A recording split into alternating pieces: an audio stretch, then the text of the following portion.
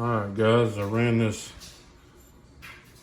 cold steel Master Hunter 3V through the wicked edge one more time, and I really put an edge on it. I went to 3,000 and stropped. Still no lapping films, but I don't think that makes it any sharper, but this is my best effort, so let's see what the maximum I can get out of 3V is.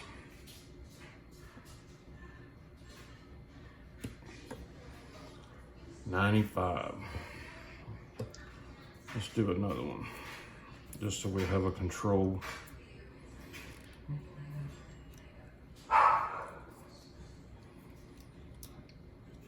My dogs didn't like that result, I guess.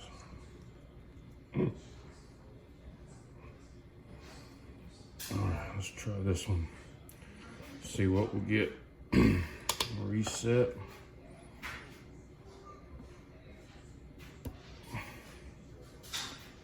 That wasn't a good one. That wasn't a good bite. This is, like I said in my review of this thing, it's a primitive test. I believe that it works, but there's so many variables you can mess up on. So you've got to take multiple readings. And another thing that's very important is to get this line really taut every time. Because I think if you don't, see, that line's not even sharp there. That actually broke. So it's, you pull it out of here, and you want to tighten this side up. It's feeding from the bottom. There's like a dental floss roll down at the bottom. Then you want to tighten this up 2 or 3 times, and then tighten the shit out of that. And get a good tight line on there so you have a same test every time. All right, let's see what we got.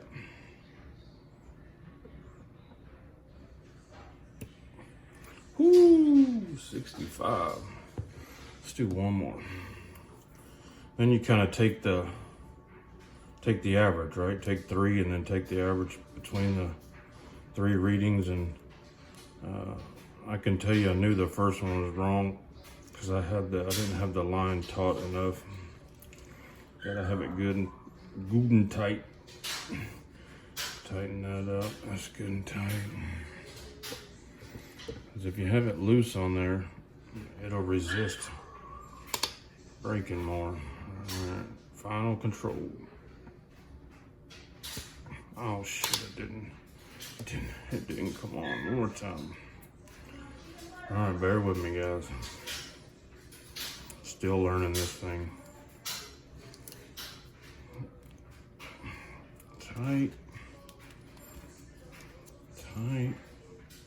Starting to think maybe those cartridges are a better way to go, but I figured this would give me a lot more test samples than having to buy a bulk of those cartridges, and the cartridge one was cheaper.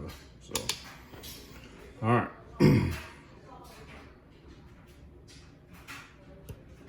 80. And I think 80 would be right in there. I think the 195 I got was just a bad reading, and then we get 65 and 90. 80 would be right in the middle. I think 80 is pretty good. If you look at the card, anywhere between 0 to 100 is a double-edged razor blade, which I'm assuming is really sharp. Up to 200 is a utility razor blade. And then 250 to 350 is a new high-end cutlery edge. So I was assuming that would be a kitchen knife or a EDC knife that you buy. So anything under 100, I would assume, is just phenomenal. The lowest reading I've ever got was 65 or whatever, like I got a while ago. That was pretty amazing. But it also depends. You're gonna have, when you're talking about that fine of a measurement, you're gonna have spots on your knife that are a little sharper.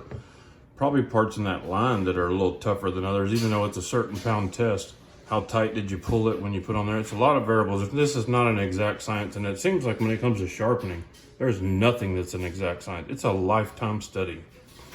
But I'll take anything under 100. I think is phenomenal. I mean, it just blow through paper. I mean,